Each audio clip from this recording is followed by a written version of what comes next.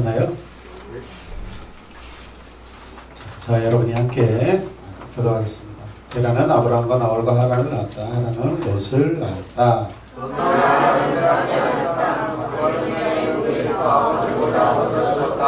아브라함과 나홀이 아내를 맞아들였다. 아브라함의 아내의 이름은 사레이고 나홀의 아내의 이름은 밀가이다. 하란은 밀가와 이스가의 아버지이다. 사례를 지지하지 못해서 자식이 없었다. 게라는 아들 아브라함과 하란에게서 난 손자 롯과 아들 아브라함의 아내인 며느리 사레를 데리고 가나안 땅으로 오려고 바빌로니아의 우르를 떠나서 하란에 이르렀다. 그는 거기에다가 자리를 잡고 살았다. 게라는 이에 오던 여자가 자라고 있었다. 주님께서 아브라함에게 말씀하셨다. 너는 내가 살고 있는 땅과 내가 낳은 곳과 너의 아버지 집을 떠나서 내가 보여주는 땅으로 가거라. 내가 너로 경주들에게 하고 너에게 복을 줘서 내가 함께 이루는 것이 아니라 너는 복을 눈에 보는 사람이 될 것이다. 너를 축복하는 사람에게는 내가 복을 베풀고 너를 저주하는 사람에게는 내가 저주를 내릴 것이다. 땅에 사는 모든 민족이 너로 말미암아 복을 받을 것이다. 아브라함은 주께서 말씀하신 대로 길을 떠났다. 롯도 그와 함께 길을 떠났다. 아브라함이 하란을 떠날 때 나이는 75이었다. 아브라함은 아내 사레와 조카 롯과 하란에서 모은 재산과 거기에서 얻은 사람들을 거느리고 가나안 땅으로 가려고 길을 떠나서 마침내 가나안 땅에 이르렀다. 아브라함은 땅을 지나서 세겜 땅 골모레 산속이 남아 있는 곳에 이르렀다. 그때 그 땅에는 가나안 사람들이 살고 있었다. 주님께서 아브라함에게 나타나셔서 말씀하셨다. 내가 너의 자손에게 이 땅을 주겠다. 아브라함은 거기에서 자기에게 나타나신 주님께 제단을 쌓아서 바쳤다. 아브라함도 거기에서 떠나 그대는 그에 있는 산지방으로 옮겨가서 장을 쳤다. 서로를 데리고 동쪽은 하나님이다. 아브라함은 거기에서도 제단을 쌓아서 주님께 바치고 주님의 이름을 부르며 예배를 드렸다. 같이 읽어요. 아브라함은 또 길을 따라 줄곧 남쪽으로 가서 네겝에 이르렀다. 아멘. 오늘 우리가 본문은 9절까지 읽었지만은 설교는 이 부분을 완투로 나눠서 하도록 하겠습니다. 오늘은 6절까지 말씀을 가지고 데라의 족보와 아브라함의 순종 첫 번째 말씀을 함께 나누고 증거하도록 하겠습니다. 할렐루야. 네. 자, 본문은 믿음의 순종에 대한 하나의 모델을 보여주고 있는 너무나 중요한 말씀입니다. 이 말씀은 모든 교회, 모든 목사님들, 모든 사역자들이 항상 이렇게 선포하는 너무나 설교자나 또 모든 성도들에게 사랑받는 그런 본문이라고 생각합니다. 그래서 본문은 모든 것을 버리고 여호와의 말씀에 순종한 믿음이 어떤 것인지를 보여주고 있는 그런 말씀입니다. 이해되십니까? 아멘. 그러나 또한 이 믿음을 선포한 한 믿는 자의 모습도 우리에게 보여주고 있다는 것이죠. 그래서 이 내러티브는 두 가지의 중요한 것을 담고 있는데 같이 읽을까요? 여호와의 말씀과 그에 대한 아브라함의 순종. 두 번째, 여호와의 나타나심과 말씀에 대한 샤오의 응답. 이 두 가지 사이클이 아주 근사하게 계속해서 전개되는 그런 내러티브입니다. 창세기는 결국 이 아브라함의 내러티브를 위해서 달려왔다고 그랬죠. 이제 아브라함을 통해서 계속 펼쳐지는 이 두 가지의 큰 핵심을 가지고 전개가 될 줄로 믿습니다. 아멘. 우리는 지난 시간에 셈의 족보에서 말씀을 드렸습니다. 이해되십니까? 네. 함의 족보는 사망과 죽음의 족보라면 셈의 족보는 생명의 족보라고 말씀을 드렸습니다. 그래서 지난 시간에 우리가 보았던 셈의 족보에서는 죽음이라는 그런 단어들이 등장하지 않았습니다. 그런데 오늘 기록된 말씀의 이 후손들은 셈의 후손들인데 왜 오늘 본문에 와서는 다시 죽었다라는 그러한 표현들이 기록되어 있는지 참 의문스럽기 짝이 없습니다. 저는 오늘 본문 말씀을 우리가 함께 묵상해 볼 때 이 족보는 살았지만 죽어있는 데라의 족보라는 것입니다. 같이 고백합시다. 살았지만 죽어있는 데라의 족보. 살았다는 것은 언약적으로 하나님 보시기에는 아직 살아있다라는 그런 가능성을 가지고 있는 그런 의미고, 죽어있는 건 현재적인 그런 상황을 말하고 있는 것입니다. 이해되십니까? 여러분, 모든 사람은 다 구원 얻을 만한 가능성을 가지고 있는 영혼들입니다.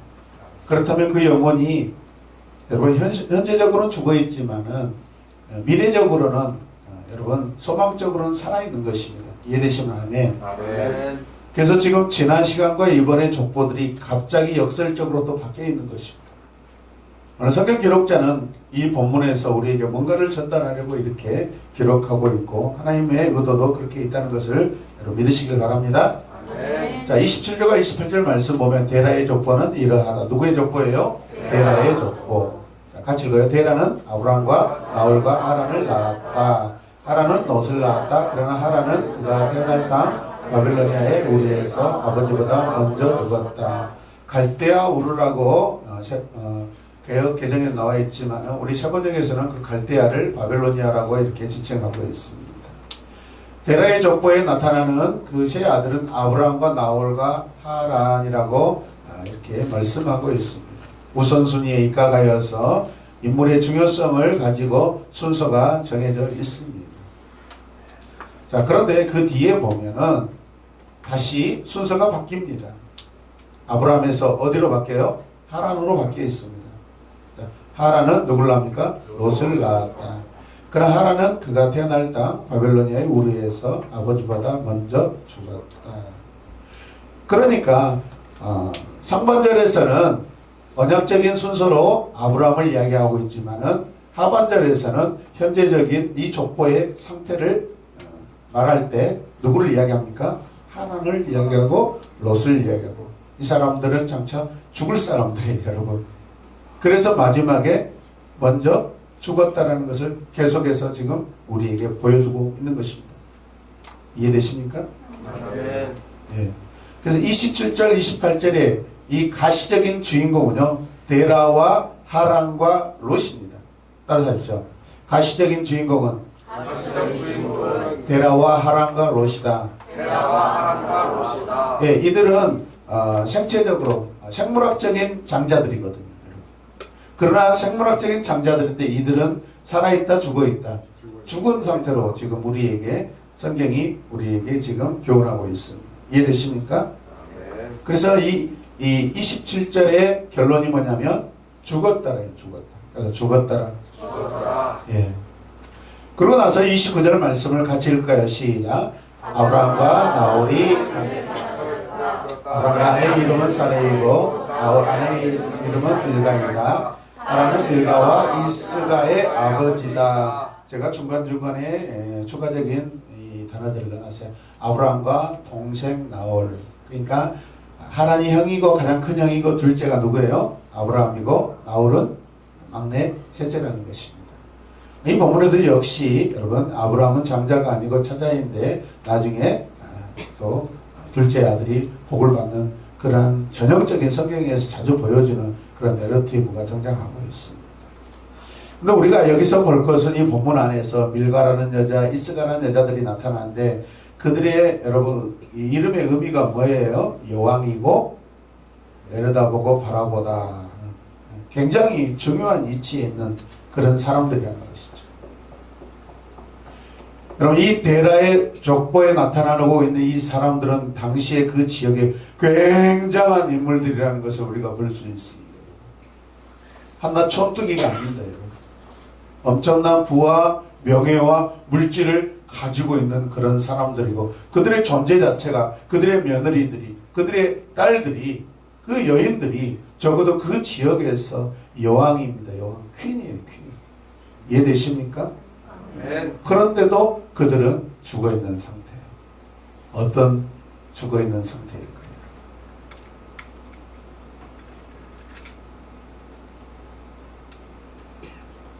(30절) 말씀 보면 사레가 무슨 뜻입니까? 왕비. 사레 역시도 왕비라는 이름을 가지고 있어요. 나중에 사레는 사라라는 이름으로 바뀌어지죠. 큰 집의 어머니. 여러분 도대체 집이 얼마나 큰지 그래서 그가 왕비가 될 수 있는 그 정도의 위엄을 갖추고 있는 여인이라는 거예요. 이해되십니까? 근데 그 여인에게는 여러분 가장 중요한 가장 일반적인 것을 갖지 못하는 아픔이 있어요. 뭐예요? 임신하지 못하여서 자식이 없는 그런 아픔이 있어요.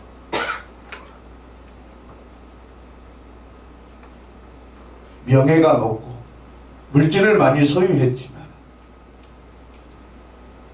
가장 있어야 될 것이 있지 못하는 그런 아픔 가운데서 대표적으로 죽어있는 상태를 우리에게 보여주고 있는 내러티브입니다. 이해되십니까?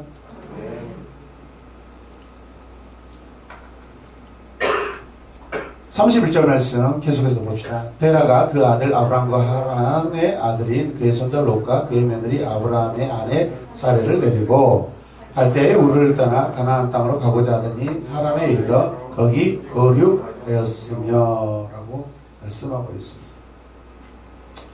아브라함과 하란의 아들 그의 손자 롯과 그의 며느리 아브라함의 아내 사레를 데리고 누가 데리고 갔어요? 맨 첫 번째 데라가. 지난 시간도 말씀드렸지만은 하나님께서는 여러분 아브라함을 찾아오셨지만은 사실은 이 모든 움직임의 진두지 리더는 누구예요? 데라예요. 데라. 고대근동에서 부모의 허락이 없이는 절대 한 가족이 한 집안이 타 지역으로 이동할 수가 없는 거예요.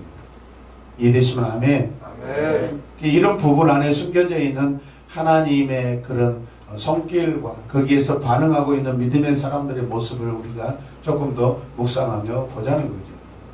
이해되시면 아멘 합시다. 예. 그래서 그들이 이제 갈대아우로 바빌로니아에서 떠나서 가나안 땅으로 가고자 하다가 중간에 정착지 어디죠? 경유지인 하란에 이르러 거기에 거류하였다라고 되어 있습니다. 30절 말씀을 보면은 데라는 당시의 나이가 죽은 나이가 먼저 205세가 되어 하란에서 뭐했다? 죽었더라. 죽었다라는 무트라는 그런 단어입니다. 무트. 죽었다. 계속해서 지금 죽음에 대해서 이야기합니다. 생물학적으로는 여러분 죽어있는 상태를 계속해서 언급하고 있습니다. 여기에 보면 욥은 이렇게 이야기합니다.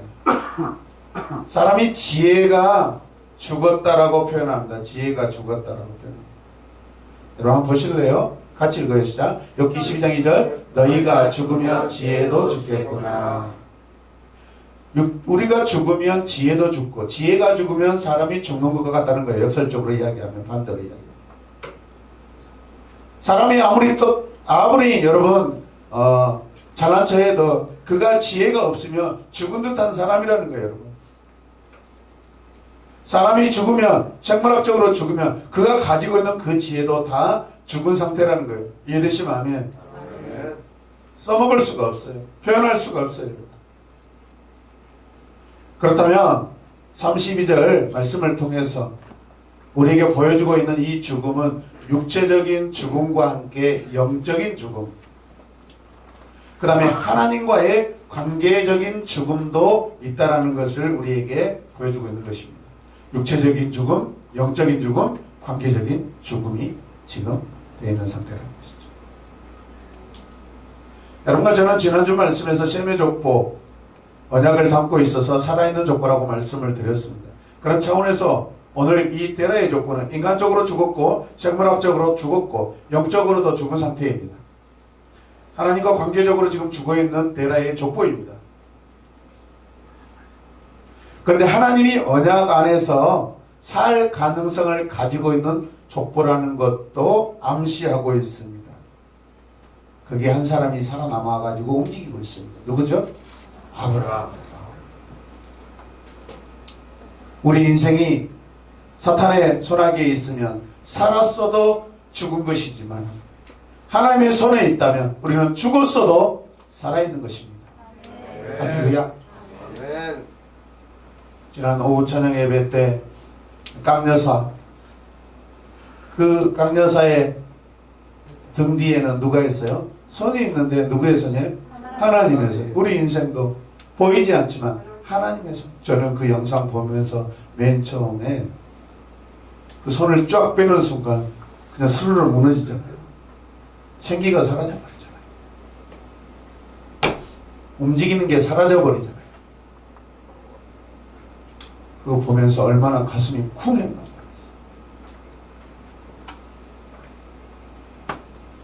하나님의 손에 붙잡혀 있는 저와 여러분 되시길 주님의 이름으로 축복합니다. 자, 오늘 말씀 첫 번째 보실 때 하나님께서는 모든 것을 버리고 하나님의 복을 받으라고 사람들을 부르신다는 것입니다.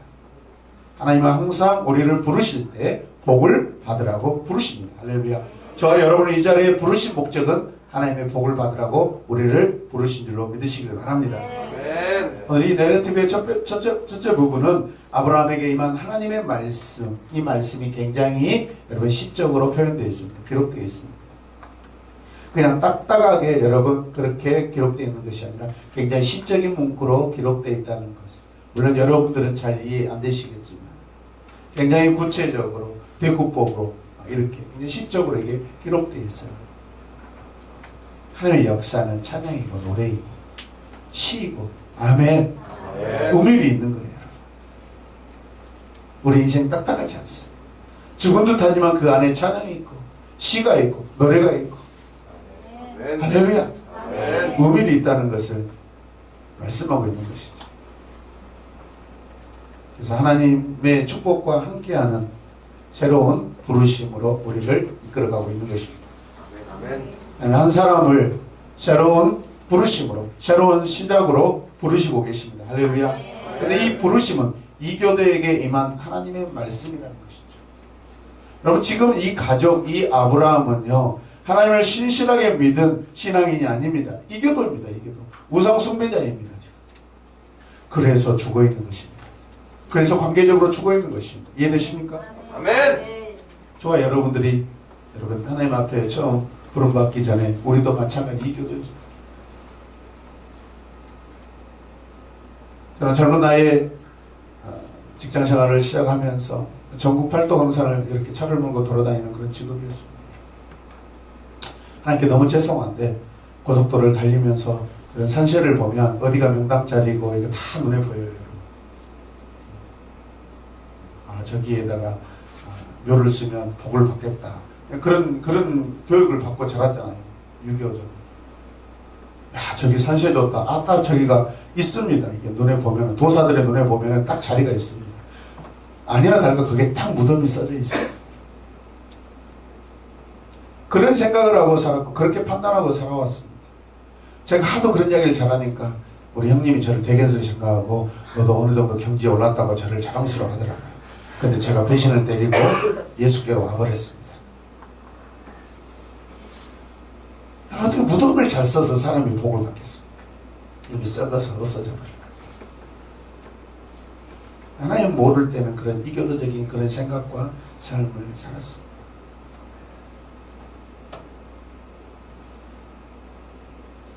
이제 우리는 여호와의 사람이 되어 하나님의 축복을 누리도록 우리를 초대하고 있다는 것입니다. 이 구절에 담긴 약속들은 1차적으로 한 사람 아브라함의 유익을 위해서 주어졌지만 궁극적으로는 이스라엘과 땅에 사는 모든 민족에게 임하는 유익이 이제 시작되고 있습니다. 할렐루야. 아멘. 그래서 오늘 이곳에 기록된 말씀은 하나님께서 아브라함과 그냥 막무가내 하는 그런 언약이 아닙니다. 언약 안에는 반드시 조건이 붙어 있습니다. 그 조건이 뭐예요? 순종이라는 조건이 붙어 있습니다. 그 순종 통해서 그 믿음에 어떻게 열매를 맺고 복을 받을 것인지가 결정되어 있는 것이죠. 할렐루야. 여러분 무조건 이곳에 앉아서 믿음으로 다 믿음의 사람들이 예수 그리스도를 믿습니까 여러분? 여러분 예수 그리스도를 믿어 하나님의 자녀가 된 거 맞습니까? 우리 다 믿음의 사람들이 앉아 있습니다. 근데 받는 복들의 모습들은 다 다릅니다. 왜 그렇죠? 얼마나 순간순간 하나님 말씀 앞에 우리가 순종하며 사느냐에 따라서 우리의 모양이 다른 것입니다. 천편일률적인 것이 아닙니다, 여러분. 이번 도전하시길 바랍니다. 아멘. 2019년에는 그동안에 받지 못한 그 복을 더 누리시길 바랍니다. 아멘. 할렐루야. 아멘. 두 번째, 그래서 첫 번째 안에 들어가 보면 하나님의 부르심은 무엇을 요구합니까? 믿음을 요구한다는 것입니다. 하나님은 여러분들을 부르실 때, 아브라함을 부르실 때 믿음을 요구하십니다. 할렐루야. 아멘. 그냥 이끌고 그냥 목 잡고 바지 허리춤 잡고 그냥 막 끌고 당기고 억지로 가지 않습니다. 하나님 인격적인 분이십니다. 하나님 우리 자원하는 마음을 가장 좋아하십니다. 아멘. 믿으시면 아멘. 아멘. 말씀이 내게 임하고 오셨을 때 거기에 자원적으로 자발적으로 반응하고 내 인격으로 반응했을 때 여러분 그게 순종의 믿음입니다. 아멘. 이제 11장의 족보 이야기를 마무리하고 거기에서 방향을 정해주고 다시 12장으로 가겠습니다. 12장 1절 말씀 같이 읽으시다. 주님께서 아브라함에게 말씀하셨다. 너는 내가 살고 있는 땅과 내가 아멘. 11장까지는 우리가 죽어있는 그런 상황이라면 하나님께서 12장 1절에서부터 이제 새로운 부르심으로 시작하고 있는데 그 한 사람을 부르고 있습니다. 누구예요? 아브라함. 하나님은 아브라함에게 단순히 떠날 것을 명령합니다. 그냥 정착지 여러분 알려주지 않습니다. 목적지 알려주지 않습니다. 아브라함이 무엇으로부터 떠나야 하는지 그런데 구체적으로 기록되어 있습니다. 현재 왜 어떻게 떠나야 되는지 어디에 도착 지역은 말씀하지 않습니다. 현재 상황에 대해서 아주 구체적으로 이야기하고 계십니다.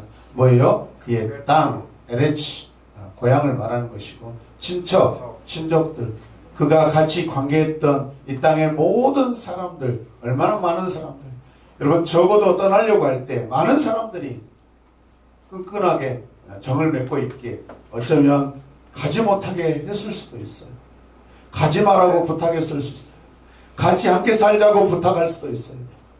이해되십니까? 아멘. 하나님 부르심 앞에 저 내일 떠날 것입니다. 예, 안녕히 잘 가세요. 여러분 그런 동네 마을 사람들이 어디 있어요? 그것은 있을 수 없는 일이죠. 적어도 70여 년 동안 이곳에 살고 있는데 70여 년도 살고 있는데 한 마을에서 70여 년을 살았다. 관계적으로 하루아침에 인사한다고 떠날 때 잘 가세요. 잘 사세요. 그렇게 될 것 같습니까? 그렇지 않습니다. 집에서 개 한 마리를 키워도 죽으면 눈물이 나고 섭섭한데 그만큼 여러분 이곳에서 떠난다는 것이 어렵다는 거예요. 쉽지 않은 것이라는 거예요. 이해되시면 아멘. 아멘. 그 다음에 아버지의 식구들, 아버지의 집, 우미 베트 아비카, 베트가 집이고 아부가 아버지라는 뜻이잖아요. 그 아버지의 집에서 떠난다는 거예요. 자기 생존을 결정하는 곳이에요. 자기가 태어난 곳이에요. 어떻게 자기의 모든 것들을 다시 시작하고 더 많이 시작할 수 있는 중요한 구심점이고 출발점이고 다 이루어 놓은 곳이에요. 그런데 그 집을 떠나야 돼요. 우리가 보면은 무엇으로부터라는 이 단어는 민이라는 단어입니다. 따라서 민. 망민이 아니라 그냥 민이에요. 민. 따라서 고향으로부터 친족으로부터 아버지로부터 아버지 집으로부터 고향으로 민 친족으로 민 아버지 집으로 민 한다는 거예요.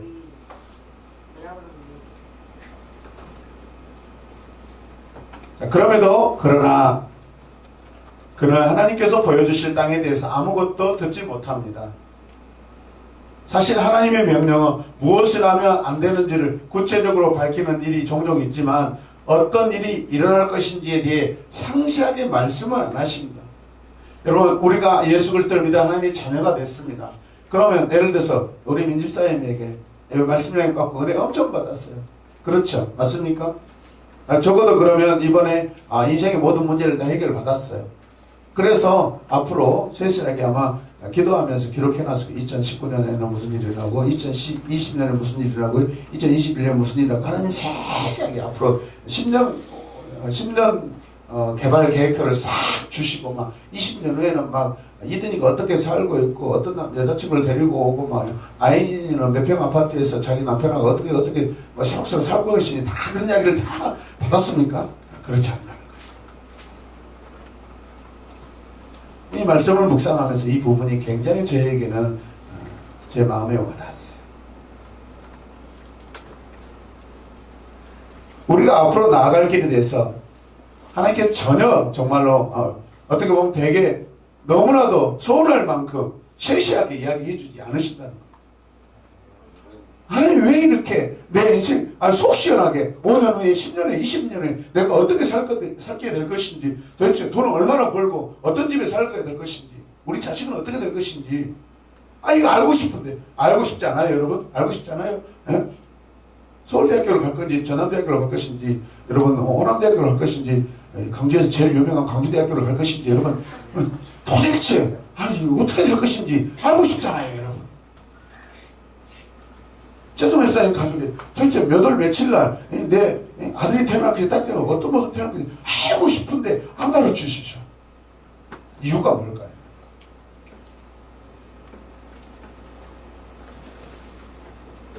같이 읽어봅시다. 이 모든 부르심은 여호와에 대한 믿음이에요.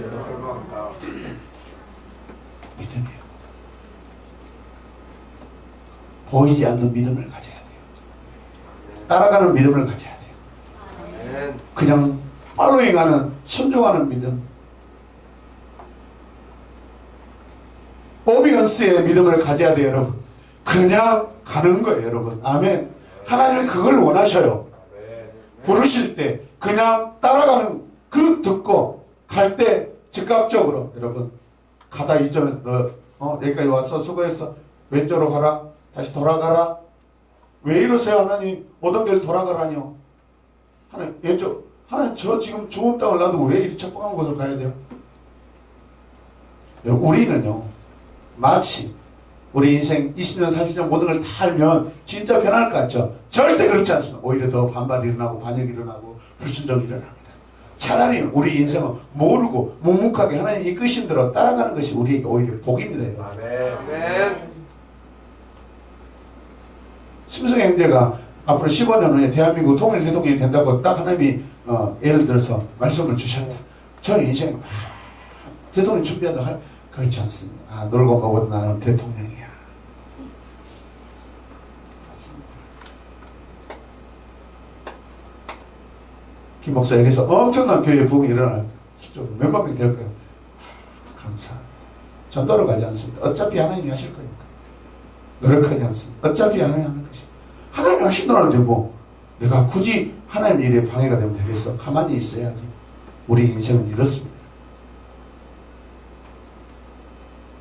앞으로 펼쳐질 것에 대해서는 우리의 믿음의 반응으로서 하나님이 숨겨놓은 마치 부모가 같은 그런 숨겨져 있는 스토리입니다. 여러분 다 알려주지 않습니다. 여러분 우리가 믿음으로 반응하셔야 됩니다.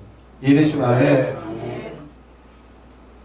앞이 안 보인다고 답답하게 생각하지 마십시오. 오히려 그게 비밀이고 그게 은혜입니다. 아멘. 할렐루야. 아멘. 오늘 지금 순종하세요. 오늘 지금 복을 받으세요. 아멘. 그 복은 내일의 복이 되고 미래의 복이 됩니다. 아멘. 신앙은 오늘입니다. 신앙은 지금입니다. 할렐루야. 아멘. 아브라함은 지금 떠났고 오늘 떠납니다. 이해되시면 아멘. 아멘. 돌보지 않습니다. 창세기 22장에 그 모습 그대로 보여줍니다.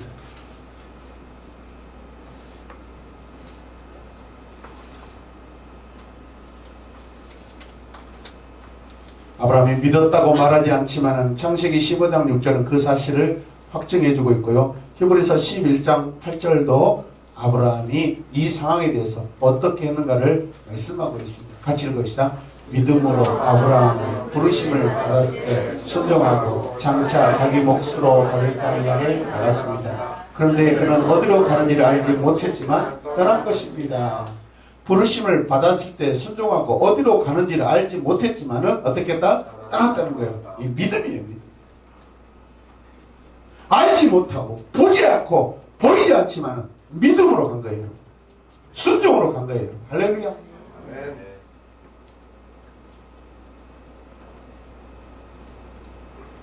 그래서 여러분 하나님의 부르심에 순종하면 복이 옵니다. 아멘. 할렐루야. 아멘. 하나님의 부르심에 여러분이 순종하면 복이 옵니다. 아멘. 12장 2절에서 3절 말씀을 함께 읽겠습니다. 시작. 내가 너로 큰 민족이 되게 하고 너에게 벌써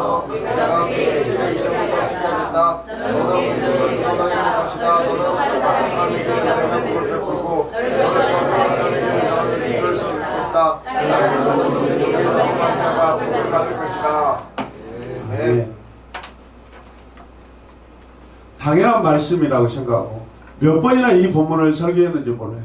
그런데 이번에 새롭게 묵상을 하는데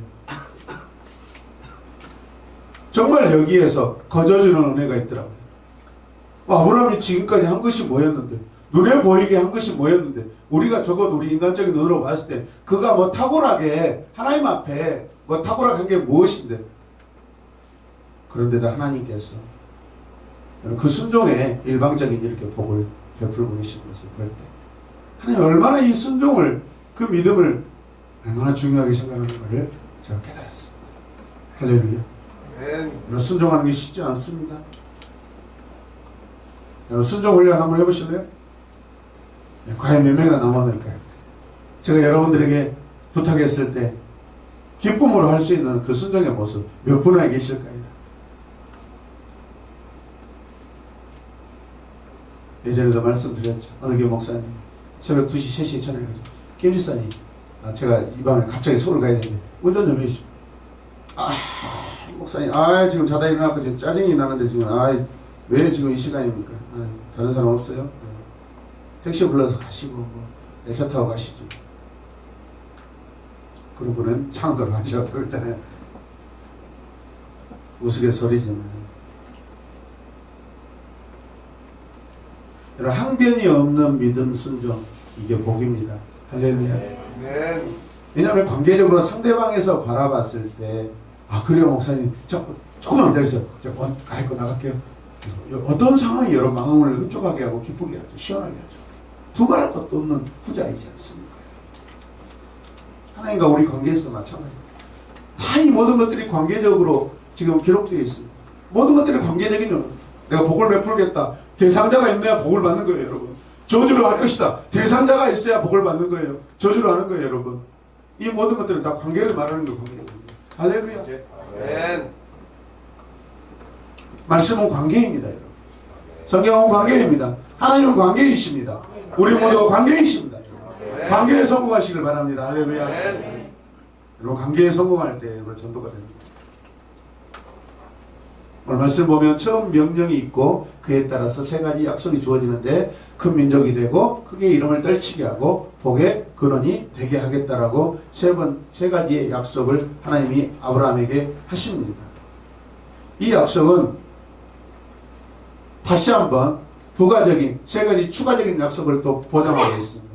뭐예요? 첫 번째, 너를 축복하는 사람에게 내가 복을 베풀고 너를 저주하는 사람에게 내가 저주를 내릴 것이다. 땅에 사는 모든 민족이 너로 말미암아 복을 받을 것이다. 할렐루야.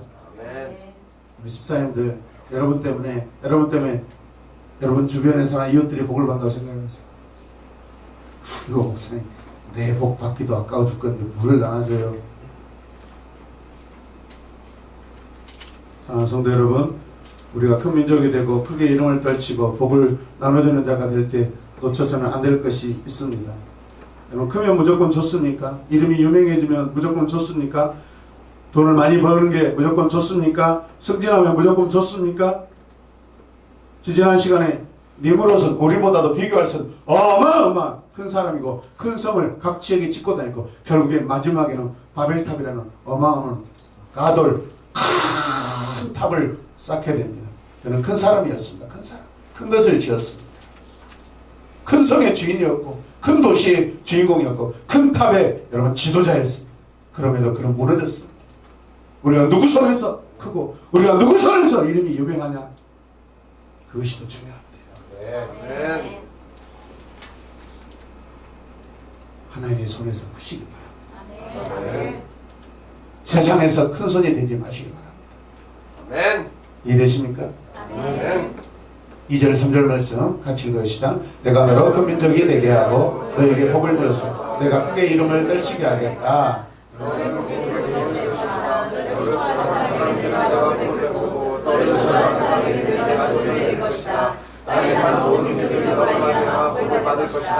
여러분, 여기서 되게 하고 떨치게 하겠다, 될 것이다, 베풀 것이다, 내릴 것이다. 지금 실행자가 누구입니까? 엔터를 치고 계시는 분이 누구예요? 하나님이세요. 하나님. 여러분과 저의 삶에 사탄의 손에서 우리가 크고 있는지 하나님의 손에서 크고 있는지 이걸 분별하시길 바랍니다. 지금 나는 어떤 이의 손에 있는지 아십니까? 내가 지금 어떤 존재 손에 지금 있는지 여러분 내 자신을 알고 있습니까? 알고 있어요? 진짜 알고 있습니까, 여러분? 되다, 될 것이다. 이게 뭐예요? 이 아사라는 단어예요. 아사. 일하다, 수고하다, 만들다. 하나님이 창조하다. 하나님이 하신다는 거예요. 하나님이 일을 하시고, 하나님이 수고해 주신대요. 하나님이 우리 인생을 만들어 주신대요. 결국 그게 창조 아닙니까? 여러분, 우리는 어떻게 해요? 아싸! 기분이 좋은 거죠. 하나님이 일하셔요. 하나님이 우리 인생에 오셔서 수고하셔요. 우리 인생을 하나님이 만들어 주신 거예요. 아멘. 그게 복이에요, 여러분. 아멘. 하나님이 만들어지게 하셔요. 하나님이 일하게 하셔야 돼요. 할렐루야. 아멘. 하나님이 일하게 하시려면 하나님께 맡겨드려야죠, 여러분. 여러분이 하려고 하니까 하나님이 안 하시는 거예요. 내가 다 해버리면 하나님이 할 것이 없어요. 그러나 그 인생은 퍽퍽하고 힘들어요. 몰라요. 좀 일 좀 해라. 몰라요. 하나님이 하셔야 돼요. 못 하겠어요. 너 할 수 있잖아. 싫어요. 하나님이 하셔야 돼요. 못해요. 하나님 없이 내가 어떻게 일합니까? 상당히 쌩까면서 이렇게 하면 하나님이 보통의 고수가 아니냐 하면서 알았어, 내가 해줄게. 자식들도 키워보세요. 집에서. 엄마 내가 했다. 이거 하는 거 이쁘니까 잘해요. 잘하니까 대견스러워. 그런데 엄마 난 못해.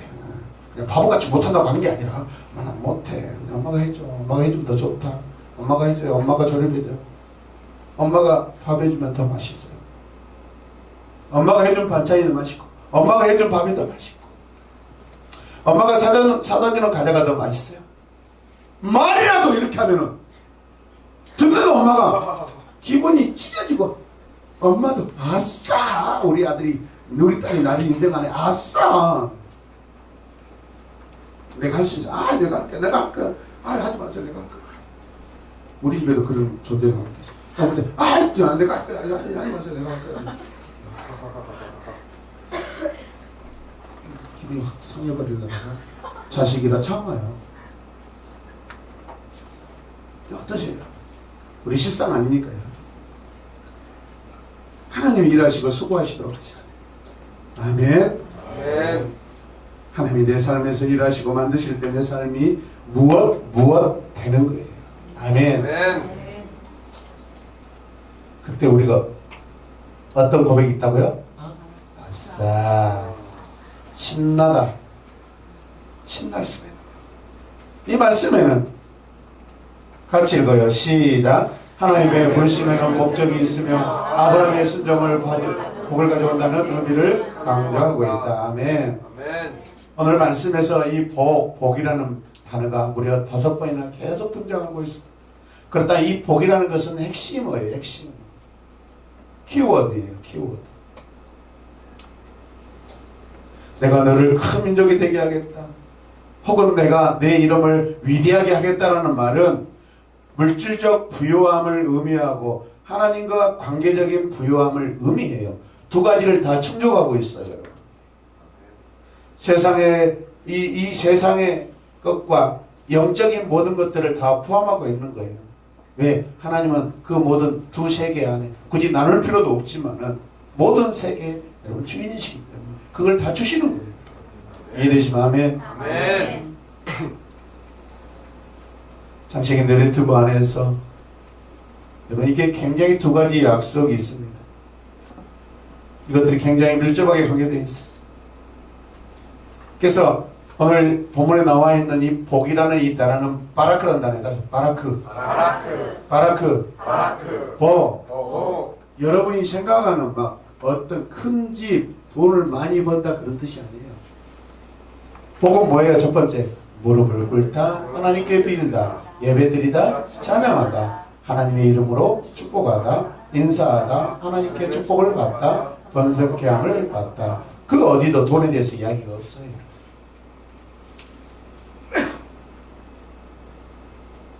무릎을 꿇는 것이 복이고 하나님께 기도할 수 있는 것이 복인 줄로 믿으시기 바랍니다. 예배 드릴 수 있는 것이 복이에요. 내 입술로 찬양이 된다는 것이 복이에요, 여러분. 누구를 축복하고 자녀를 축복하고 옆에 성도 지체들을 축복하는 것이 그게 복이에요, 여러분. 그렇게 할 때 여러분, 나머지에 우리가 원하는, 여러분들이 정말 좋아하는 그런 물질적인 것들도 더불어서 오는 거예요. 복은 1차적인 것이 하나님과 관계예요. 이해되십니까? 하나님과 먼저 되시길 바랍니다. 할렐루야. 복은 근원적으로 물질이나 소유를 말하지 않아요. 하나님과 관계입니다. 하나님과 관계적 행동을 의미합니다. 이런 관계가 되었을 때 소유가 주어지는 것입니다. 아멘입니까? 하나님께서는 자기 백성이 이런 복을 받고 누리게 하기 위해 우리를 무릎 꿇게 하십니다. 아브라함은 무릎 꿇게 하십니다. 그래서 아브라함이 제단을 쌓는 것이죠. 노아가 제단을 쌓는 것입니다. 여러분. 할렐루야. 하나님께서는 아브라함에게 그 명성과 번영을 주려 하셨다는 거예요. 여기서 축복의 약속은 이 사라의 불임과 지금 아기를 갖지 못하는 것과 굉장한 갈등을 조성하고 있어요. 모든 것이 탄탄대로가 아니에요, 여러분. 하나님 분명히 복을 주신다고 약속했는데, 그런데 실상 내 가정에 들어와 보니까 가장 내 사랑하는 아내에게, 우리 가정에 있어야 될 것이 있는 거예요. 굉장히 갈등 부딪히고 있는 상황.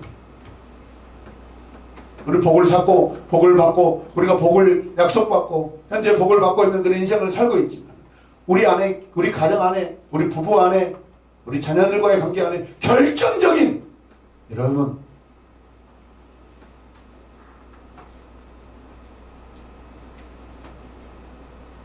있어야 될 것이 지금 없는 그런 상태가 있을 수도 있다는 거예요. 이해되십니까?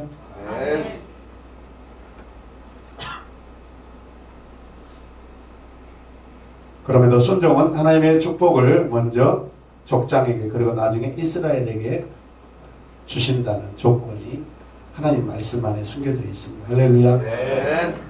그래서 하나님은 여호와께서는 아브라함 자신이 복이 되도록 복을 보내실 것이다 라는 것이죠. 이 말은 그가 반드시 복이 되어야 한다는 의미에서 명령이고 강제적인 그런 의미를 가지고 있습니다. 그렇다면 예수 그리스도를 믿어 하나님의 자녀가 된 저희들은 하나님의 복을 받는 것이 의무이고 강제적인, 억지로라도 기필코 복을 받아야 합니다. 그 복이 뭐예요? 예배, 관계, 찬양, 기도, 겸손이고 순종이에요.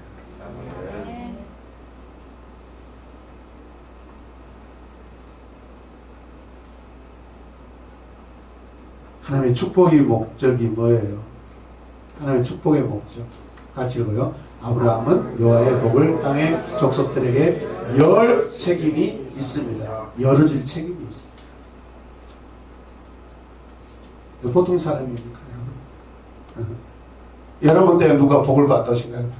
여러분, 이것은요, 그냥 내 소유 가난하게 살아도요, 많은 사람들이 아이고 집사님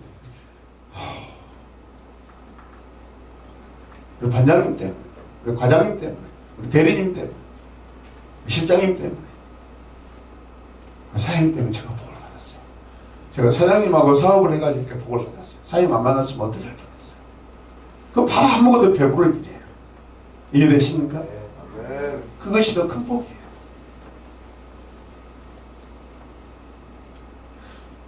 여러분, 유형적인 복보다 무형적인 보이지 않는 복이 훨씬 더 여러분 큽니다.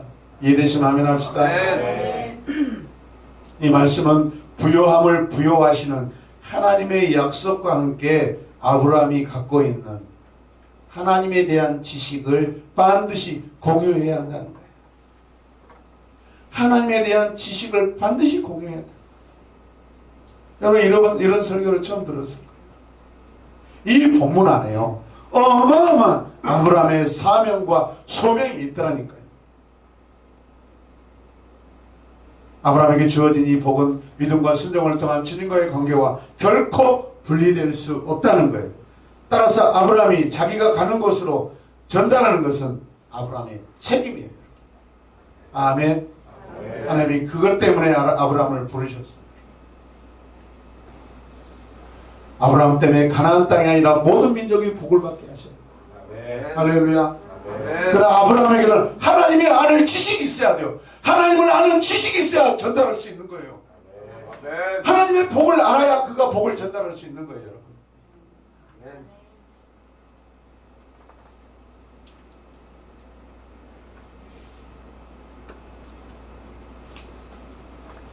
아브라함의 믿음을 하나님은 지원하고 계세요. 그래서 아브라함의 믿음을 지원하고 지지하고 칭찬하고 그 믿음에 반응하는 자에는 반드시 부여하게 될 거라고 말씀하십니다. 반대로 누구든지 아브라함을 소홀히 여기고 우습게 여기고 그걸 저주라고 그러는 거예요. 하대하고 폄하하는 거 하나님이 저주하신대요. 보세요, 말씀. 나는 너를 복주는 사람을 복줄 것이지만 너를 소홀히 여기는 자는 내가 여호와가 반드시 저주할 것이다. 저주라는 의미가 무엇일까요? 오늘 말씀에는 저주가 두 번이 등장합니다. 우리 한글 성경은 저주 똑같이 써져 있지만은 원어에는 단어가 달라요, 여러분.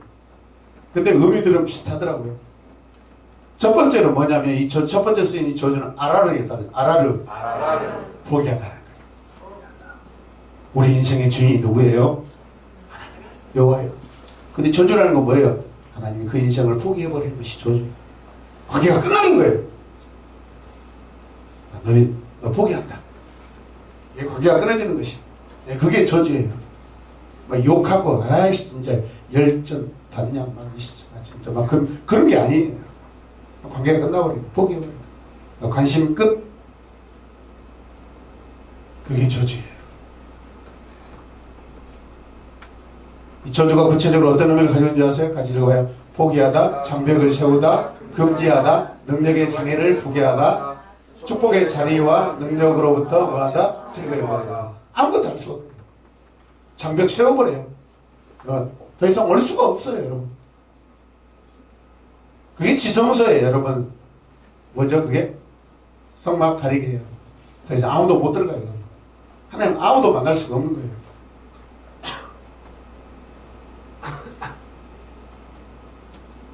예수 그리스도의 십자가의 피 흘리심으로 여러분 지성소의 휘장이 위로부터 아래로 갈라져서 모든 사람들이 예수 그리스도의 이름으로 이제 하나님을 만나고 치료받을 수 있게 된 줄 믿으시기 바랍니다. 아멘.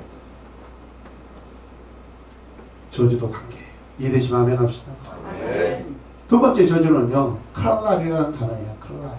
소홀히 여기다. 까르보다. 함부로 봐. 우리 인생 사람들 막 우습게 여기고 깔보는 거, 이게 저주 같은 행동이에요. 저주예요, 저주. 하나님이 우리를 귀하게 여기지 않으시는 것이 우리에게 저주예요. 저주. 하나님을 존귀히 여기십시오. 존중히 여기십시오. 그러면 그 사람을 존중히 여긴다고 말씀하십니다. 하나님을 존귀히 여기고 존중히 여기는 자를 나도 너를 존귀히 여기겠다고 말씀하십니다. 그게 복이에요. 근데 반대로 하나님은 우습게 생각하고 하나님 예배하는 그 시간 우습게 생각하고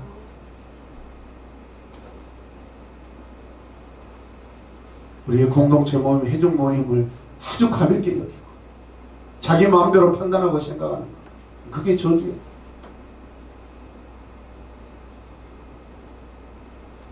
유형적인 것이 아닙니다. 관계예요. 관계. 하나님은 관계를 잘 믿으시고 이 죄인도 일주일이면 수십 수백 가지의 죄를 짓고 살죠. 그런데 육체로 인하여서 어쩔 수 없이 반복되는 죄를 짓죠. 적어도 내 마음은 하나님 앞에 떠나지 않아요.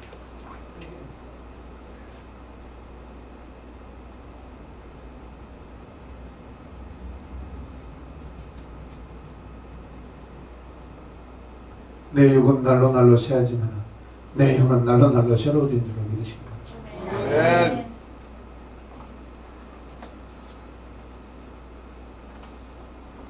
따라서 누구든지 아브라함과 그의 믿음을 업신여기고 함부로 대하는 사람은 축복의 자리에서 제거될 거라는 여호와의 말씀입니다. 결과적으로 아브라함은 온 세상을 위한 복의 통로가 될 거라는 거죠. 누구든지 아브라함과 그의 씨앗을 통해 주어진 복이 아니면 하나님의 복을 찾을 수 없는 거예요. 복은 아브라함부터 시작됩니다. 우리는 아브라함의 우선으로 지금 서 있는 것입니다. 믿으시면 아멘. 아멘. 믿음의 자녀, 믿음의 후손으로 아브라함과 관계되어 있습니다. 할렐루야. 아멘. 그래서 여러분 같이 읽어요. 복의 범위는 이스라엘을 뛰어넘어 땅의 모든 족속에게 미칠 것이다. 할렐루야. 아멘. 예수 그리스도께서 제자들에게 말씀하신 Great Commission, 대사명도 모든 족속에게, 모든 열방에게. 할렐루야. 아멘. 정확하게 하나님의 마음과 생각을 꿰뚫고 계시는 분이 예수 그리스도이셔요. 믿으시면 아멘 합시다. 아멘. 다시 한번 이 말씀을 구체적으로 이야기하면, 제가 여러분 빨간 글씨 읽을 테니까 여러분 위에를 읽으시면 돼요. 여러분이 읽어주세요.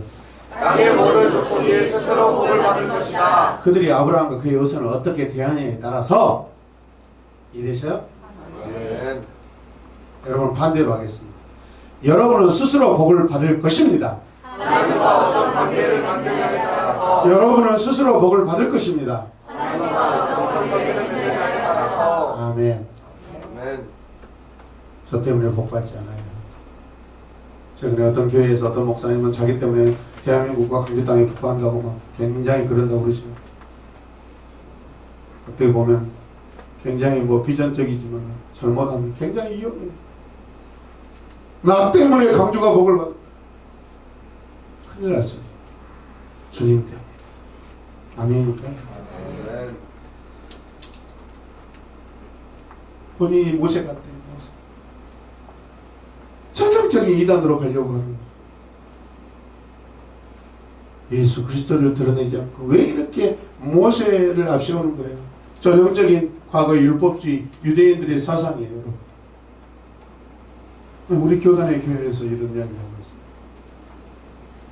있습니다. 저 때문에 여러분 복 받지 않습니다. 저는 여러분들에게 복 받으라고 하나님을 소개하는 사람에 불과해요. 저는 전달자이기 때문에 제가 여러분에게 전달하는 그 말을 여러분 존중히 여기면 여러분이 존중을 받습니다. 여러분. 아멘.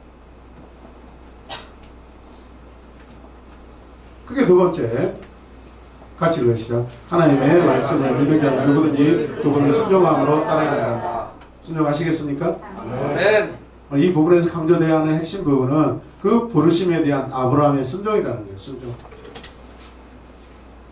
아브라함의 믿음은 아브라함이 부르심과 약속을 들었을 때 그것에 순종한 것이에요. 하나님의 말씀에 반응하고 거기에 결정한 거예요. 어떤 조건이나 단서나 어떤 궁금함증도 없어요.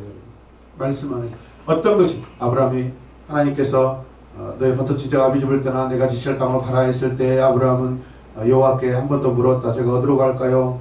너의 진짜 본토 친척을 떠나 내가 지시할 땅으로 가라. 아브라함은 또 여호와께 물었다. 제가 어디로 가야 합니까?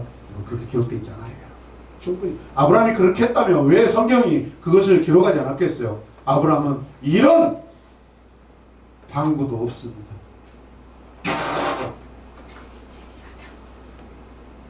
이런 방구도 없습니다. 그냥 듣고 그 말씀을 따라 순종합니다. 결정하고 갑니다. 할렐루야. 아멘. 그래서 우리 오늘 본 말씀 보면 믿음은 순종한다. 믿음은 순종한다. 자, 4절 5절 읽겠습니다. 시작. 아브라함은 주님께서 말씀하신 대로 길을 떠났다. 롯도 그와 함께 길을 떠났다. 아브라함이 하란을 떠났을 때 나이를 이랬다 하셨다. 아브라함은 아내 사례와 조카 롯과 하란에서 먹은 재산과 거기에서 얻은 사람을 거느리고 하란 땅을 가려고 길을 떠나서 마침내 가나안 땅에 이르렀다. 근데 가나안 땅에 이르렀다. 이 한 절 말씀에 11장 말미에서 그 12장의 전체를 그냥 딱 압축해 놓고 있어요. 하나님도 성격이 급하시지. 한 방에 아브라함에 대해서 그냥 압축 딱 해버립니다. 이 순종을 강조하기 위해 사용된 핵심 단어가 4절에 나옵니다. 4절에 나오는데 뭐냐면 떠나다, 야차하다, 야차입니다. 떠났다. 근데 중요한 것은 우리 성경에는 떠났다라고 나오지만 원어에는 올라갔다라고 항상 표현하고 있습니다. 올라갔다. 우리는 항상 하나님 앞에 올라가는 자들입니다. 왜? 그분은 높이 계시는 분이기 때문에. 믿으시면 아멘. 아멘. 그리고 예루살렘의 유형은요, 지형은요, 굉장히 위에 올라 있는 분지 지형입니다. 예루살렘으로 올라갔다, 예루살렘 내려갔다, 예루살렘 올라갔다는 계속 올라가는 거예요. 하나님 굉장히 의도적으로 그런 지역도 선택하시고, 지형을 선택하시고. 모리아산으로 올라갔다. 아멘. 하나님 앞에 올라가는 거예요. 떠나는 것이 아니라. 결국 이 순례 여행, 이 필그림의 이 여정은요, 아브라함의 필그림, 이 순례 여행은요, 하나님 앞에 올라가는 과정이에요. 믿으시면 아멘. 아멘. 떠났다는 것은요, 자칫 잘못하면 여러 가지 오해가 발생할 수 있는 그런 번역이라고 저는 생각합니다. 올라가다 올라오다 그리고 나니까 뭐가 생기게 돼요. 결론이 나타난다. 아멘. 그리고 5절 말씀 보면 가나안 땅으로 가다 그가 점점 네게부 남방으로 옮겨갔다라는 것도 결국 올라갔다라는 표현을 계속해서 단어를 사용하고 있습니다. 아멘. 아멘. 다시요. 떠나다 올라가다. 아멘. 그래서 우리 부르심에 대한 아브라함의 순종을 드러내고 있는데 뭐냐? 가나안 땅으로 올라가다 점점 네겝으로 올라갔더라. 계속해서 뭐죠? 하나님이 지시하는 그 상황을 잘 이해하고 있는 거죠. 우리가 하나님 앞에 나아가는 것은 결국 하나님께 계속 올라가고 있는 거예요. 믿으시면 아멘. 아멘. 히브리인들의 여러분 이런 그 세계관은요, 하나님은 높이 계시는 분이에요. 위에 계시는 분이에요. 땅과 하늘을 여러분 구분하고 있어요. 그래서 사람들이 저주를 받고 괴로움을 당하는 것은 땅이 아니라 더 땅보다 깊은 지하, 저 무적의 깊이를 알 수 없는 어마어마한 그 낮고 낮은 갱도를 말하는 거예요. 그걸 지옥이라고 해요. 수월이라고 해요. 반대로 하나님은 높이 계십니다. 믿으시면 아멘. 그러니까 우리가 하나님을 만나려면 어떻게 해야 돼요? 그 약속을 따라, 말씀을 따라 가는 것은 뭐예요? 하나님께 우리는 올라가는 거예요. 나슈아 올라가는 거예요, 여러분. 아멘. 아멘. 그래서 니무롯이 바벨탑을 쌓을 때 자꾸 하나님께 올라가서 하나님을 끌어내리려고 올라가. 위에 계신 분이라고 생각했기 때문에. 그러나 하나님은 땅 아래에도 계셔요. 여러분, 하나님은요, 편만하셔요. 아멘. 온 세계에 다 계세요. 아멘. 존재로는 높이 계시지만 그의 역사는 미치지 않는 것이 없어요.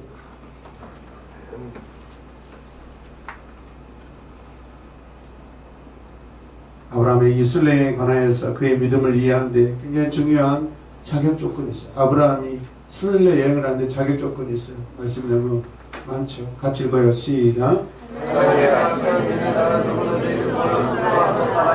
아멘. 아멘. 순례 여행 자격 조건인데 첫 번째 뭐예요? 본문은 아브라함이 여호와께서 자기에게 말씀하신 대로 떠났다 올라갔다. 여호와의 말씀에 순종하는 행위로 떠나고 올라간 거예요. 이해되시면 아멘. 아멘. 두 번째 자격 요건은요, 아브라함의 나이를 소개하고 있어요. 자격 요건 가운데 나이를 소개하고 있어요. 그의 나이가 몇 살이었어요? 75. 이 나이는 나중에 하나님께서 이 가정에 찾아오셔서 한 약속을 하실 때 여러분 그것을 계산하시기 위해서 이렇게 나이를 소개하고 있어요.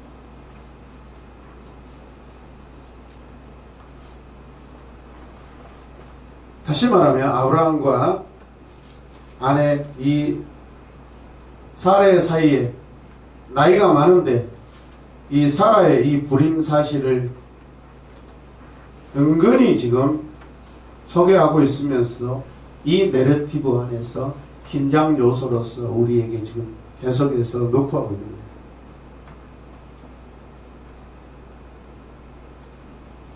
세 번째 아브라함의 세 번째 자격은 무엇이냐? 그가 현재 자기 재산과 함께한 사람들을 데리고 간 거예요.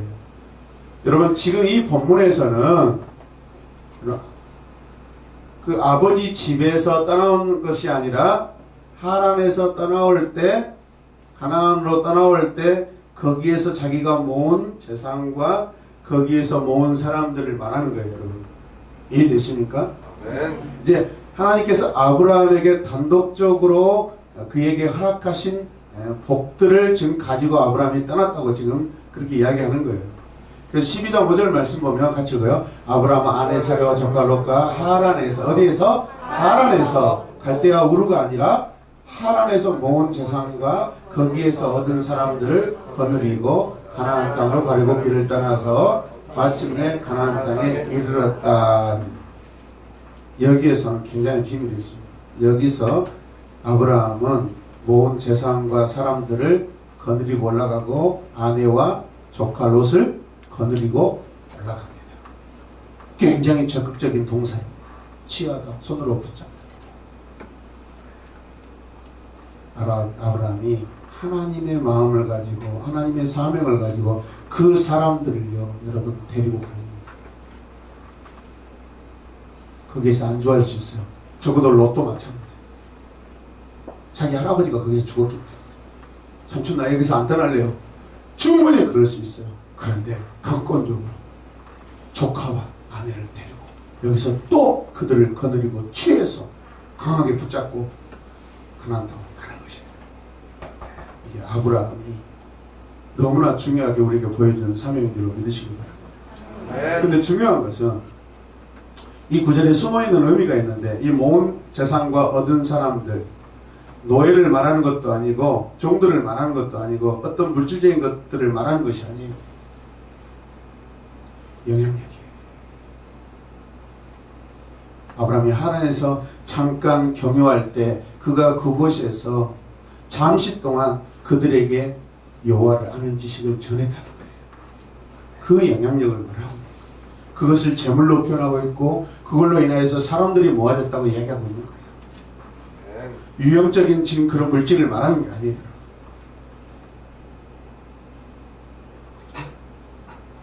여호와를 아는 지식을 사람들에게 전했다는 거예요. 그래서 아브라함은 하란 땅에서 이제 정말 하나님이 원하시는 사람들을 얻고 있어요. 여러분. 복의 통로가 되어 있어요. 여러분. 가나안 땅에 들어가서 복의 통로가 되는 것이 아니라 이미 하나님 땅에서 그런 여호와를 아는 지식을 그대로 전해서 거기에서 사람을 얻었어요. 믿으시면 아멘. 아멘. 같이 읽으시죠. 새로운 땅을 얻었고 새로운 사람을 얻었고 새 집을 짓고 있다. 누가요? 아브라함이 이미 가나안 땅에 들어가기 전에 그는 이 사명을 충실하게 지금 해가고 있어요. 지금 경유지에서도 마찬가지, 출발지에서도 마찬가지. 잠시 쉬는 것, 아버지 때문에 잠시 그곳에서 정착했지만 여러분 거기에서 자기 사명 잃어버린 게 아니에요. 우리 어느 곳이 있든지 오늘 이곳에서 어쩌면 2018년에 우리는 이곳이 2018년까지 우리 사역의 마무리가 2019년에는 이제 다른 지역으로 올 거예요. 몇 시간 남지 않고 있지만 그러나 우리가 이곳에서 해야 될 일이 있어요. 여기서 우리가 충실할 때 하나님 새 곳에 새 땅을 얻게 하시고 새 사람들을 얻게 하시고 새 집을 짓게 하실 줄 믿습니다. 아멘. 믿음은 마무리예요. 믿음은 현재. 내일 바라보지 마십시오. 내일 잘할 것입니다. 그런 헛소리 하지 마세요. 그건 누구나 다 할 수 있는 거예요. 그건 어린아이들이 하는 거예요. 무서워서. 아, 내일 할 거예요. 내가 좀 크면 할 거예요. 내가 마음이 되면 할 거예요. 그건 누구나 할 수 있는 거예요. 믿음은 누구나 할 수 있는 것을 말하는 게 아니에요. 지금 하는 거예요. 이해가 안 돼도 하는 거예요. 듣고 하는 거예요. 여러분. 담대함이 필요해요. 그 담대함은 하나님을 믿을 때 우리가 얻게 되는 줄로 믿으시기 바랍니다. 그런데 미안하지만 여러분 우리는 순종할 때 반드시 저항에 부딪힌다. 따라서 순종은 저항에 부딪힌다. 마지막 말씀 같이 읽으시죠. 아브라함은 그 땅을 지나서 세겜 땅과 모레의 상수리 나무가 있는 곳에 이르렀다. 그때 그 땅에는 가나안 사람들이 살고 있었다. 함의 자손들이 살고 있는 그 가나안 땅에 도착을 했는데 해보니까 뭐하고 있어요? 뭐하고 있을까요? 여기서 모래라는 것은요, 지역 이름을 말합니다. 상수리 나무가 무슨 의미를 할까요? 모래 상수리 나무라는 것은 에론 모래, 상수리 나무가 뭐예요? 에론이라는 거예요. 에론 모래. 히브리어로 이 모래는요, 선생님을 의미해요. 선생님을 의미해요. 그 상수리 나무 아래에 있는 이 모래 지역에 선생들이 많이 있다는 거예요.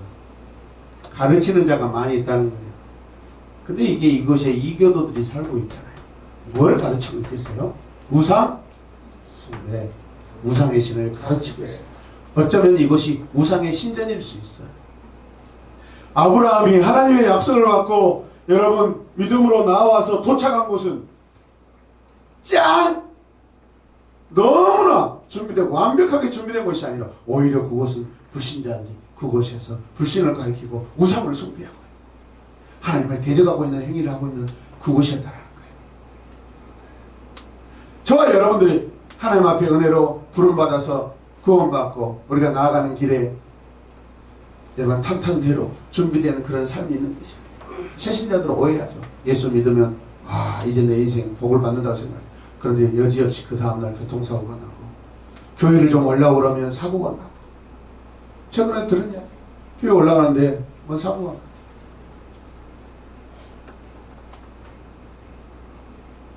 지난 대전에 가서 들었던 이야기 교회 좀 올라가는데 사고가 나버렸대. 교통사고가 나고 차가 아주 폐차 유기했대. 믿음 없는 남편이 아이씨 재수없다. 교회 가려고 했더니 사고 났다. 교회 가면 사고 난 것 같다. 가지 말자. 우리 인생이 바로 이렇습니다. 사단이는 여러분 우리를 속여요. 우리가 걸어가는 인생이 여러분 다 준비되어 있고 활짝 핀 그런 무지개가 있는 그런 것이 아니라는 거예요.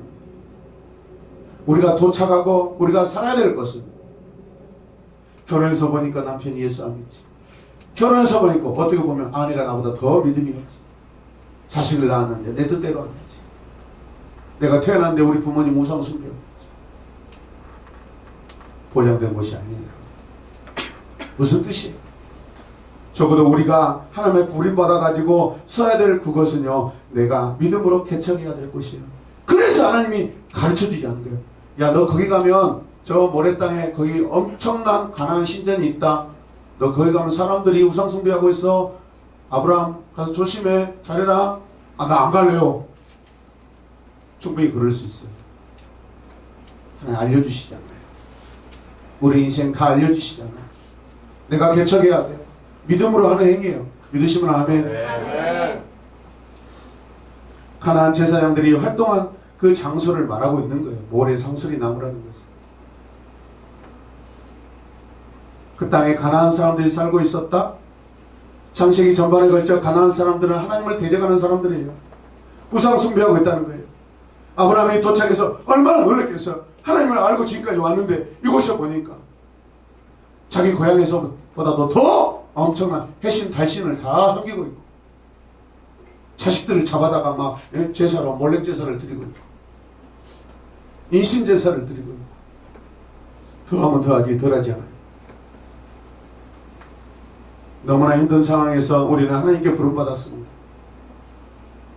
그리고 하나님은 우리에게 믿음을 가지고 살아가라고 말씀하시죠. 그런데 오늘 내가 살고 있는 이 가정, 하나님만 섬기는 온전한 가정입니까? 직장은 하나님만 찬양하는 곳입니까? 사업장은 내가 만난 업자들 할렐루야 찬송하는 자들만 만납니까 여러분? 그렇지 않습니다. 오히려 불신자들이 득시하는 거래처들이고 불신자들이 여러분 훨씬 많은 곳이 내가 지금 다니고 있는 직장이고 내가 거래하는 거래처들이 만날 때마다 사람들이 할렐루야 집사님 오셨습니까? 그런 사람들을 만납니까? 그렇지 않습니다. 맞습니까? 네. 같이 읽으시죠. 그때 그 땅에는 가나안 사람들이 살고 있었다. 가나안 사람들이 살고 있었다. 내 인생 도착한 것이 무지개 아닙니다.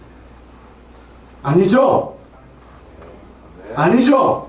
네. 읽으라고요. 아니죠? 아니죠. 같이 읽어봅시다. 하나님 우리를 지혜로 불러 순종하게 하지 않으신다. 이해되세요?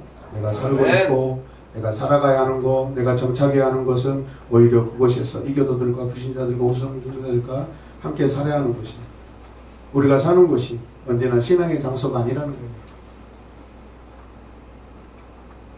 신앙은 내가 있는 곳이 신앙이에요. 아멘.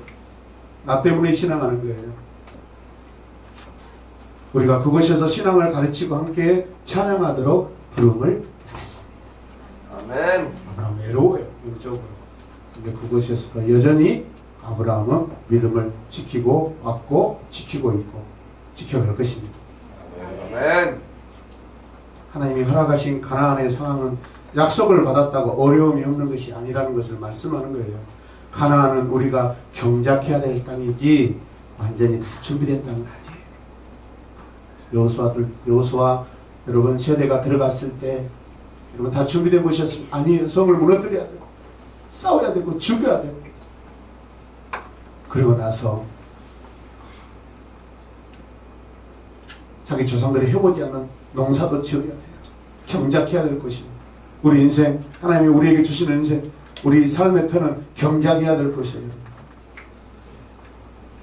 부르심을 받고 살아가는 그 장소는 나의 복음의 터이고 신앙의 장소이고 전도하는 곳이고 선교하는 곳이에요. 이해되세요? 아멘. 하나님이 여러분을 지금 어디로 부르셨어요? 편안한 안방입니까? 따뜻한 아랫목입니까? 그런데 우리 추운 데서 일해야 돼요. 며칠 전 단톡에 우리 김사님이 눈 이야기 하다가 현장 사진을 찍어 보냈는데 가슴이 아프다.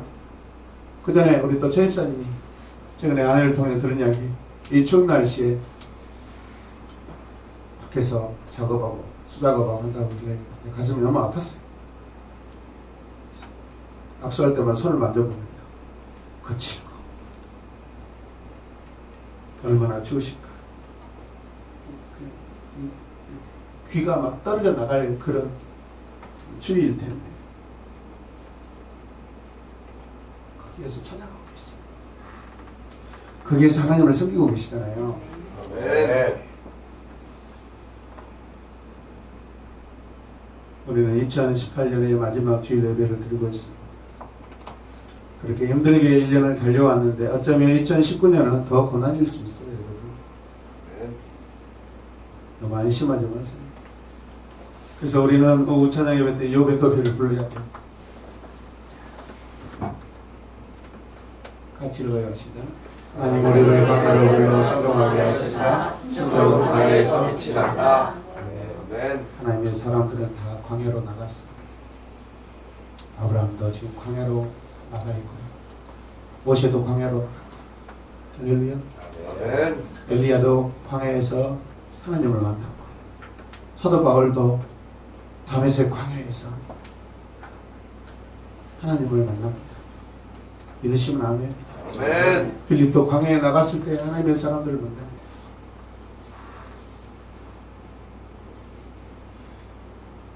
세례 요한도 광야에 나가서 금식하며 살았어요. 예수 그리스도께서도 광야에 나가셔서 준비하셨어요. 광야는 고난의 장소가 아니에요. 광야는 우리를 순종의 사람으로 만드는 축복의 장소입니다. 아멘. 춥습니다. 아픕니다. 여러분, 그런데 그것이 하나님이 예비하신 곳이에요. 믿으시면 아멘. 기도하겠습니다. 하나님 감사합니다. 세상은 나의 광야에서 드린 예배를 보고 나의 눈물의 찬송을 듣고 하나님께 나올 것인 줄 믿습니다. 성도들 위로하여 주시옵소서. 오늘 말씀을 생각할 때 그렇다면 내가 영원히 거하고 자리 잡고 살아갈 곳이 이 땅이 아니라는 것을 소망을 품게 하여 주시옵소서. 예수님의 이름으로 기도드렸습니다. 우리 같이 읽으세요. 시작. 세상은 나의 광야에서 예배를 보고 나는 눈물을 찬송을 듣고 하나님께 나올 것이다. 아멘. 아멘. 찬양합시다.